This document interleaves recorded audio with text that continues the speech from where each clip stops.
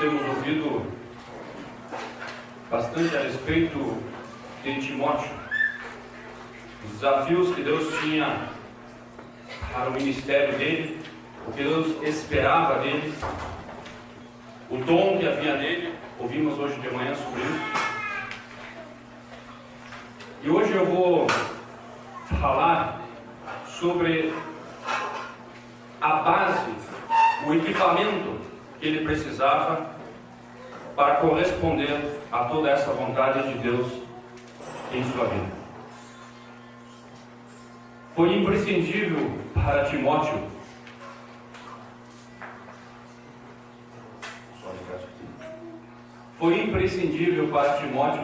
saber com precisão a sã doutrina. Timóteo foi um jovem chamado ao ministério público. Vamos abrir nossas Bíblias em 1 Timóteo 4, versículo de número 13. Vamos identificar isso e depois avançamos para o nosso texto-chave de hoje. 1 Timóteo 4, versículo 13. O apóstolo Paulo diz a Timóteo: persiste em ler, exortar e ensinar, até que eu vá. Persiste em ler. Essa leitura não era só a leitura bíblica em casa, mas era a leitura em público.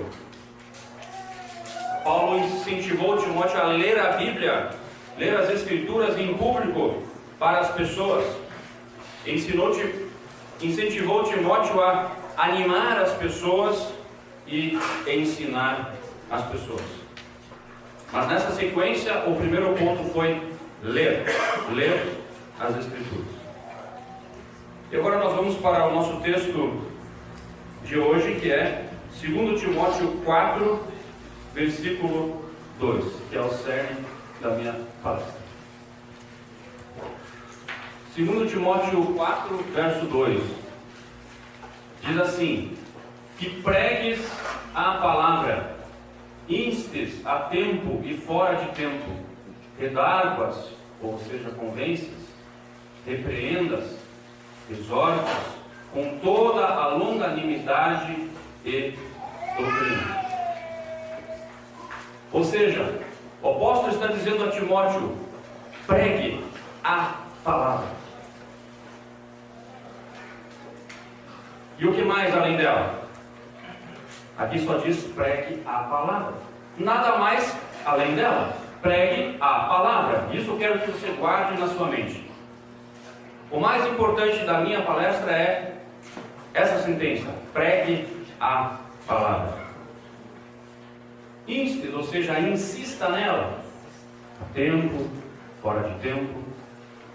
Convença as pessoas, repreenda, exorte ou anime, com toda a longanimidade, ou seja, essa é a forma, uma forma longânima, tendo paciência. Vimos ontem que muitas vezes a mesma pregação dá um resultado de 30%, outros 60%, outros 100%.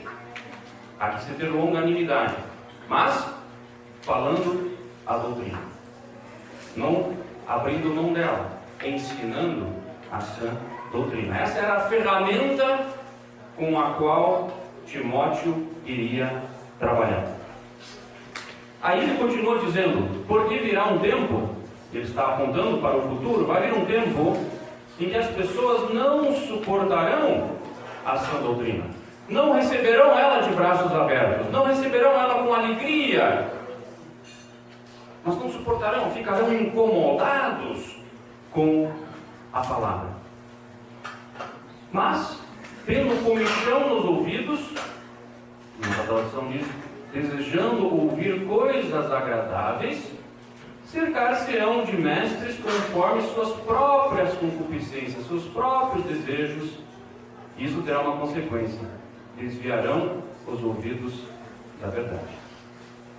Em palavras mais simples, Paulo diz a Timóteo: prega a palavra, seja paciente com as pessoas, não abra mão das verdades bíblicas, mas saiba que vai vir um tempo em que as pessoas não vão aplaudir quando você falar. não vão querer ouvir isso. Vão procurar outras coisas, outros ensinos, conforme a vontade delas, não conforme a vontade de Deus. E aquelas pessoas em que esse fenômeno ocorrer, se desviarão os ouvidos da verdade. Tu, porém, fala o que convém à sã doutrina. Esse texto de Tito 2:1, ele anda junto com o texto de 2 Timóteo 4:2. Nós vamos abordar hoje 3 perguntas. A primeira pergunta é: o que devo pregar? A segunda pergunta é: o que é sã doutrina? E a terceira pergunta que eu vou refletir é: por que pregar a sã doutrina? Como Timóteo tinha um ministério público, eu resolvi dar um enfoque hoje mais pensando nas nossas reuniões, onde acontece esse ministério público, de uma forma bem evidente. Por isso, embora as irmãs foram incentivadas hoje a apoiar o trabalho, a incentivar os seus maridos, cabe ainda assim o ministério público na igreja para os homens. E é importante que, como hoje nós temos muitos jovens que, como fomos lembrados, eles serão o futuro das congregações, não pode ser diferente. É importante que você tenha a bagagem da sã doutrina no teu coração, que você conheça a sã doutrina, porque é dela que Deus espera que você fale nas reuniões. Vamos agora responder a primeira pergunta: devo pregar? Resposta número 1: pregue a palavra. Quando em algum momento você estiver em exercício diante de Deus e diga: Senhor, o que eu poderia pregar? Ou o que eu devo falar agora? A resposta que deve vir à sua mente é sempre a mesma: pregue a palavra. Quando nos reunimos ao nome do Senhor para ouvir e perceber o que Ele tem a dizer a nós. Como isso vai acontecer? Através da palavra. Bíblia, esse livro que você tem e eu tenho. Ali está a vontade de Deus. Ali está o alimento para mim e para todo o povo de Deus. Resposta número 2: o que devo pregar? As verdades bíblicas conectadas. O que é conectadas? Você pode pegar vários textos, desde que eles façam conexão entre si, desde que na cabeça dos ouvintes você construa um raciocínio lógico que faça com que as pessoas entendam a vontade de Deus. Cabe àquele que está falando apresentar a vontade de Deus de forma séria, mas ao mesmo tempo simples. Ouvimos isso em uma das palestras ontem, se não me engano. Apresentar de forma séria, mas entregar de forma simples, de forma conectada, contextualizada. Resposta número 3: devemos pregar a sã doutrina, que é o ensino. E por que sã doutrina? Esse termo que foi tantas vezes dito hoje. Porque qual é o contrário de sã doutrina? É uma doutrina enferma, é uma doutrina parcial, é uma doutrina que não é sadia. E o nosso dever, como homens de Deus, sejamos jovens ou mais velhos, é apresentarmos a doutrina, o ensino de forma saudável, de forma bíblica, de forma completa. O que devo pregar? Outra resposta: o Evangelho. O Evangelho também é uma doutrina. também é uma sã doutrina, é a doutrina que mais traz sanidade, saúde à vida da pessoa. Doutrina, fé, evangelho, palavra, são termos que mais a fundo significam a mesma coisa. E é isso que Timóteo era para pregar quando estava falando com as pessoas, quando estava em público. Apenas para nós termos o contraditório, o que eu não devo pregar? Ideias ou teorias próprias. Uma ideia que só eu tenho. 20 irmãos pregam X e eu sou o único que prega Y. Provavelmente você deverá repensar as suas ideias, o seu conceito. Se você é o Y, não fale sobre o Y. Poderá ser uma ideia própria. Cuidado com ideias ou teorias próprias. Poderão gerar facção, poderão gerar heresia, poderá gerar divisão entre o povo de Deus. Cuidado. Filosofias seculares.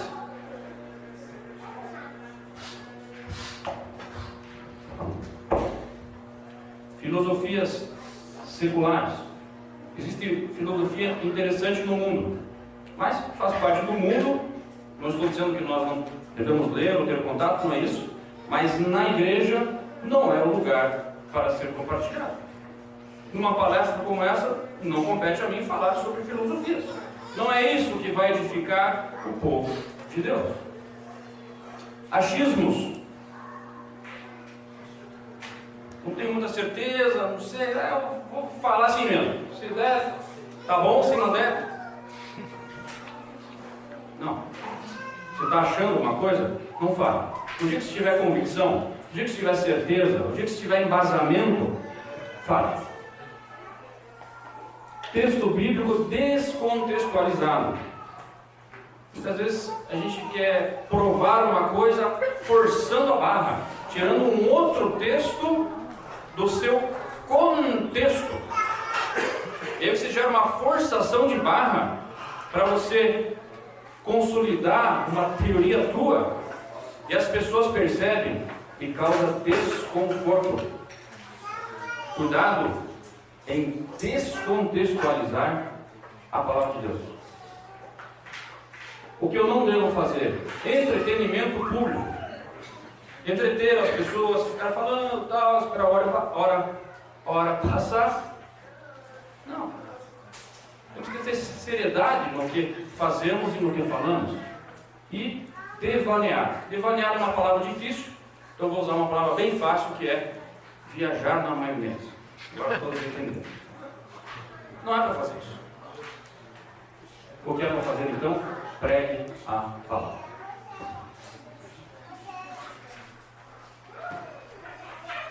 Uma pergunta que as pessoas fazem: então eu não posso dar exemplos da vida real? Eu não posso dar exemplos práticos? Eu não disse isso. Mas se você quiser dar um exemplo elucidativo, bacana, dê ele e depois volte para o certo, que é a palavra de Deus. Ali você vai estar seguro. E melhor ainda se você conseguir um exemplo dentro das próprias Escrituras. Vai ser melhor ainda, você sempre vai andar seguro. Irmãos jovens, preguem a palavra e vocês vão estar sempre seguros, sempre protegidos pelo próprio Deus, que é o autor da palavra. Vamos agora responder o que é sã doutrina. Resposta 1. É todo o ensino de Cristo e dos apóstolos. Tudo aquilo que Jesus ensinou e depois repassou a seus apóstolos, tudo isso é a doutrina, é o ensino são, saudável, porque vem do próprio Deus. Os apóstolos, a gente fala muito deles, gosta deles, nada do que está escrito ali foi invenção deles, foi teoria deles. tudo foi decidido pelo Espírito do Senhor. Por isso, todo esse pacote de informações chama-se sã doutrina. Todo o ensino de Cristo e dos apóstolos. Resposta número 2. Todo o conjunto de fé e verdades bíblicas e instruções para a minha vida e para a congregação. Todo esse conjunto de fé, todo esse conjunto de doutrinas, de verdades bíblicas conectadas, faz parte da sã doutrina. E ali eu encontro instrução, primeiramente para mim, e depois também para a congregação como um todo. Tem pessoas que falam, não adianta ficar falando de doutrina, tem que falar de prática da vida cristã. Meus queridos, toda prática tem que ter um embasamento teórico. Você não pode sair praticando sem embasamento, sem um manual de conduta. Praticar o quê? Praticar como? Praticar de que forma? É a teoria, é a doutrina que vai te mostrar a resposta para todos esses questionamentos. Então nós precisamos conhecer muito bem a doutrina para depois praticar. Como Timóteo sabia todas essas coisas que eu estou falando, Paulo diz a ele: conserva o modelo das sãs palavras. Timóteo, se você entendeu, agora conserve isso, guarda esse modelo das sãs palavras. Modelo é como se fosse uma figura, ou esse quadro aqui, ó. E nós podemos ver tudo que está dentro desse quadro, você guarda. Tudo que cabe aqui dentro, você faz, pratica a Bíblia. E o que não está aqui dentro, o que está de fora, tem que ficar do lado de fora mesmo. Não pode entrar. Então guarda esse modelo das sãs palavras. Vamos apresentar agora exemplos. Está bastante teórico, estamos ouvindo bastante teoria. Vamos pegar exemplos, porque a teoria ela se reverte depois na prática. E eu vou pegar alguns exemplos práticos de sã doutrina. São vários que eu coloquei, certamente vocês vão lembrar de outros, mas aqui já dá um bom norte. Exemplo: salvação pela graça e não pelas obras da lei. Isso é uma doutrina extraordinária. Para nós, talvez seja uma coisa normal termos convicção de que a salvação é só pela graça, mas nem para todos é assim. Há muitos crentes, inclusive, que acreditam que tem que agregar obras. E há muitos que, por acreditar que só pelas obras poderão ser salvos, na verdade, se perderão. Olha como essa doutrina é importante, a salvação pela graça e não por obras. Uma outra doutrina, a doutrina do arrebatamento. Que doutrina maravilhosa! Onde ela está? Na Bíblia, na Palavra de Deus. Ela anima o nosso coração, ela nos faz bem. Sabemos que de uma hora para outra poderemos estar com o Senhor. Essa doutrina ela se reverte na prática das pessoas à medida que descola elas desse mundo. E Deus quer isso de nós, que nós nos descolemos desse mundo, estando assim preparados para estarmos ainda hoje com o Senhor. A doutrina do um só corpo, a igreja, foi dita aqui hoje. É uma doutrina, é um ensino, e nós precisamos saber o que ela significa. Que todos os crentes do mundo todo fazem parte do único corpo, desta única igreja pela qual o Senhor Jesus morreu e a qual ele comprou por alto preço. Tem uma outra doutrina que fala da cidadania ou da vocação celestial do crente. E essa doutrina bíblica, ela te protege de ser uma pessoa muito arraigada nas coisas desse mundo, nos bens materiais, na busca desenfreada pelas coisas dessa vida. Essa doutrina procura colar nosso coração nas coisas celestiais e descolar nosso coração das coisas dessa vida. A pátria do cristão não é mais Curitiba, não é mais Diadema, não é mais Alvorada. A pátria do cristão são os céus. Uma outra doutrina linda: segurança e garantia da salvação. Precisamos conhecer bem essa doutrina, de que a nossa salvação está segura e garantida por Jesus.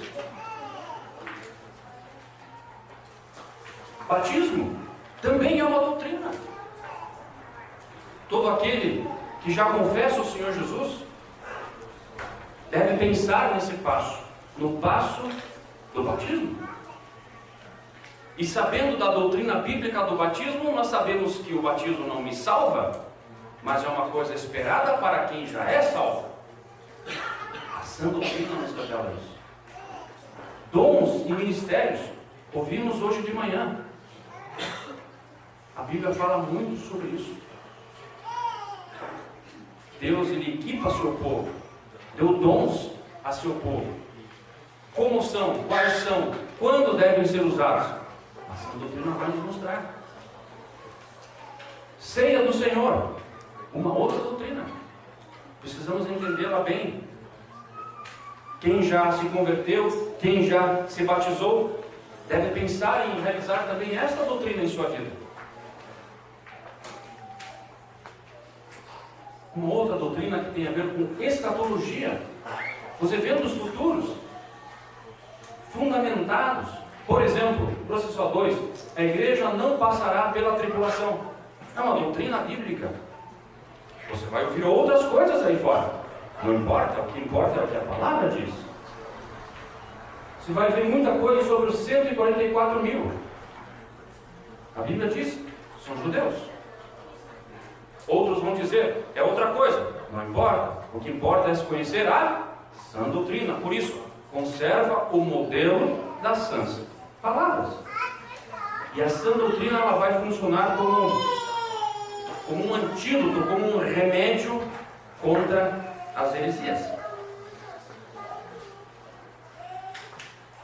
Outro ponto, forma bíblica de se reunir. Sabia que existe uma forma bíblica para se reunir? A Bíblia fala sobre isso. Tem sã doutrina sobre isso. Jugo desigual. Já ouviu falar sobre isso? Melhor do que ouvir falar sobre isso é praticar isso. A sã doutrina sobre o jugo desigual é: você que é crente não pode namorar, não pode casar com alguém que não é crente. E essa sã doutrina vai te proteger. Ela visa o teu bem, visa a tua felicidade. Nós vamos agora responder a terceira pergunta. Por que pregar a sã doutrina? Por quê? Resposta número 1. Para que os salvos sejam instruídos e firmados na vontade de Deus. Em primeiro lugar, os salvos sejam instruídos, que é o que está acontecendo nesses dias, e firmados, fixados, fortalecidos na vontade de Deus, não de uma religião, na vontade de Deus. E consigam com isso crescer na graça e no conhecimento do nosso Senhor Jesus Cristo. Por isso, eu preciso pregar a sã doutrina.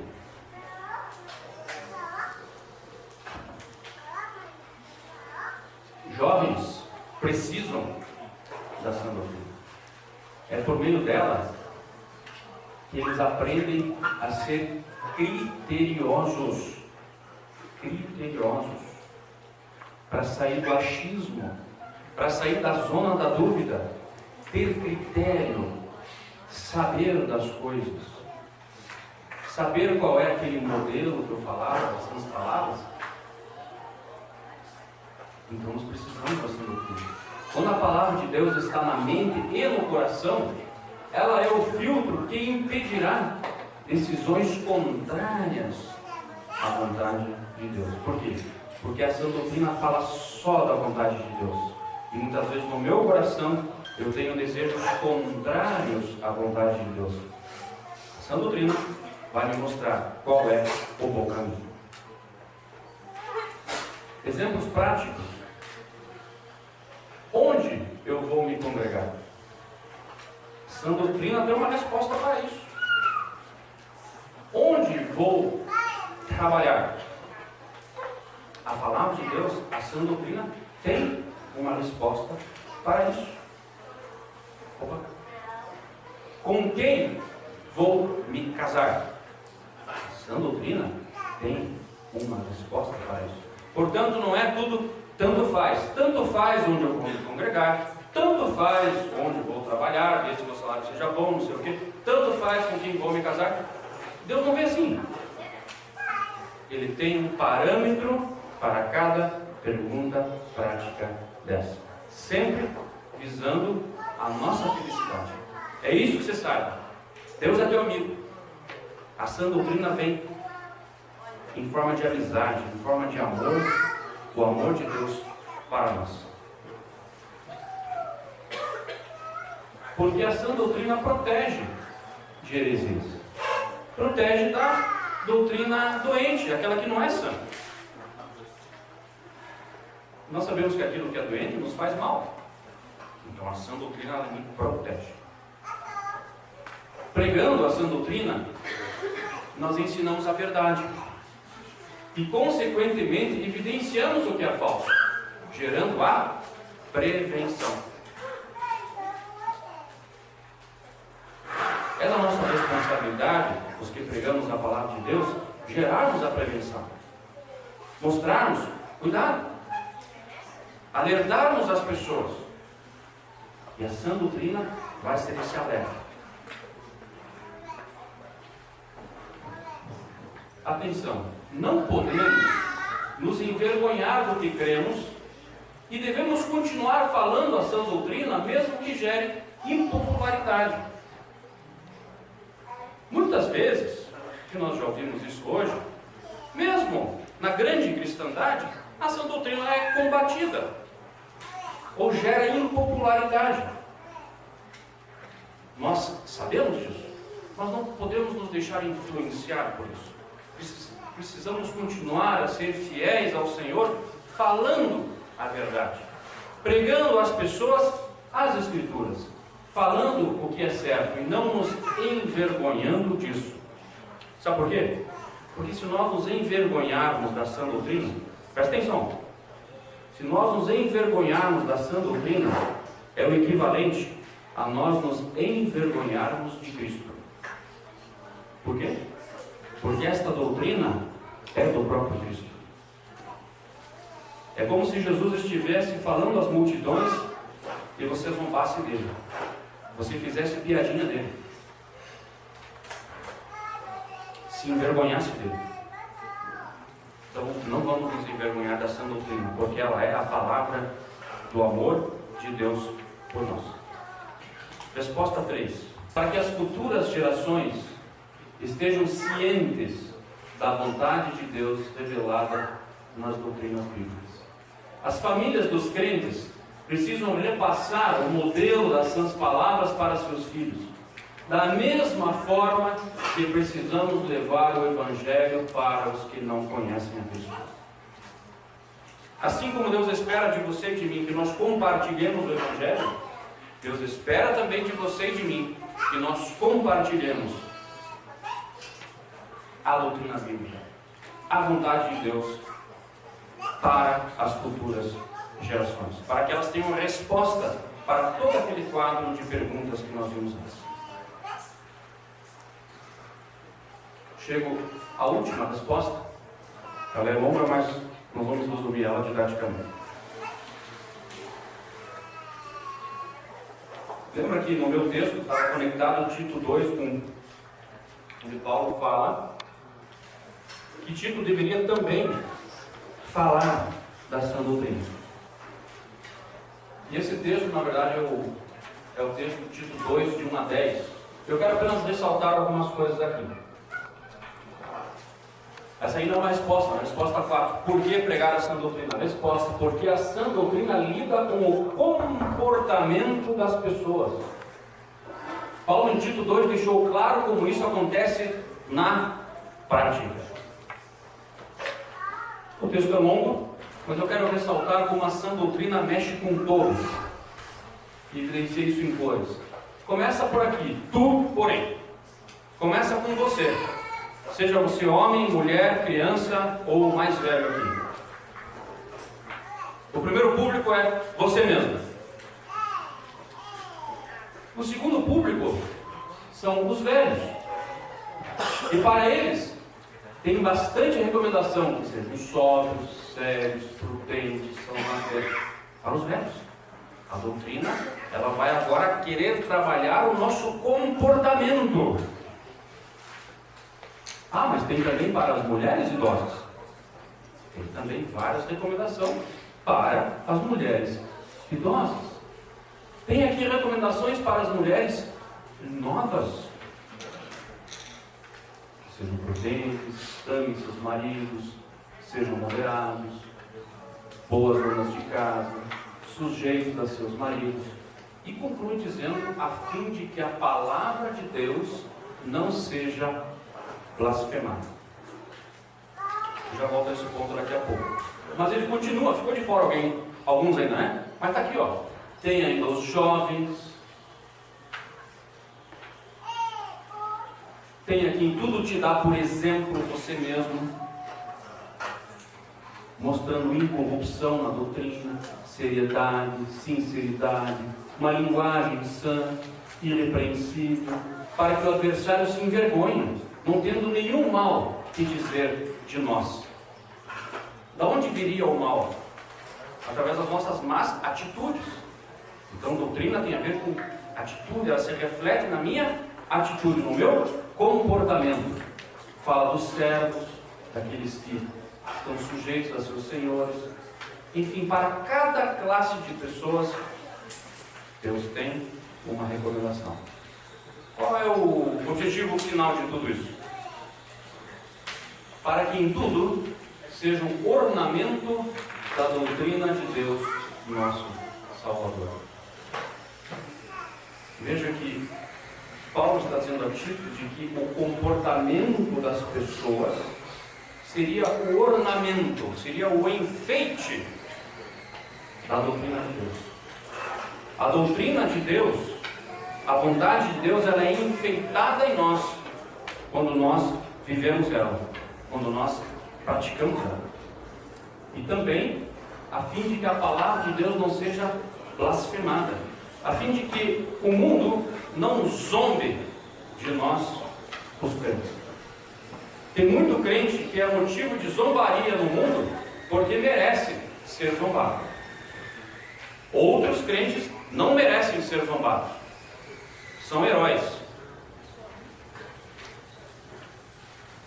Agora alguns merecem ser zombados porque não vivem o que pregam.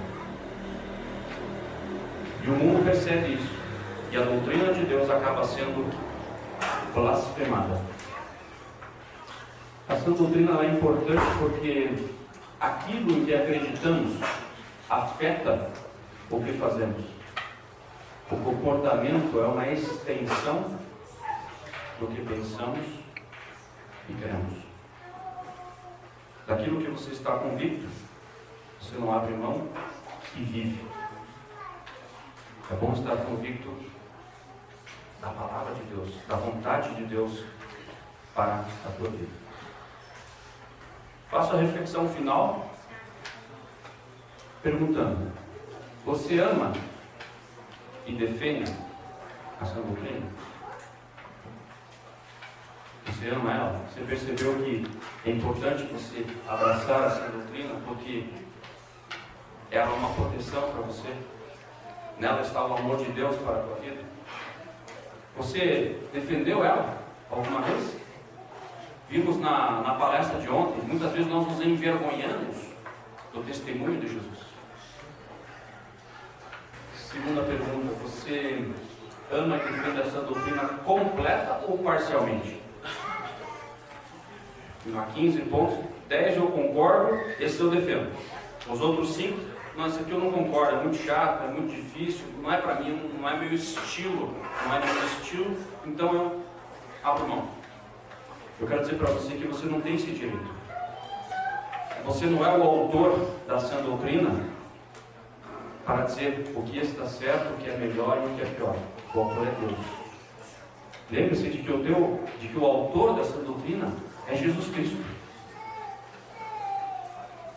Não te envergonhe dele. Não defenda ele parcialmente.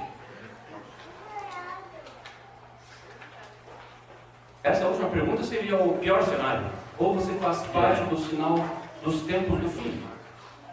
Que é aquela segunda parte da qual lemos no início, onde Paulo falou que viria um tempo em que não suportarão a sã doutrina, mas tendo comichão nos ouvidos, amontoarão para si doutores conforme suas próprias concupiscências. E ele diz: e desviarão os ouvidos e depois os caminhos da verdade. Quero fazer um apelo a todos nós, inclusive a mim. Não vamos permitir que por alguma razão nós nos afastemos de dar ouvidos e de caminharmos na verdade. Às vezes é difícil, mas quem que falou que ser cristão é fácil? É difícil. O Senhor dá força. E quando nós praticamos a vontade de Deus, isso volta para nós depois em forma de bênção, em forma de paz e alegria no coração. Foi isso que sentiu o salmista Davi no Salmo 119. Eu amo os teus mandamentos mais do que o ouro puro. E o Senhor Jesus falou que aquele que tem os meus mandamentos e meus guarda, esse é aquele que me ama. Sabe por quê? Porque obedece. Porque corresponde à sua vontade. Que Deus faça de você e de mim pessoas obedientes à vontade de Deus. Amém.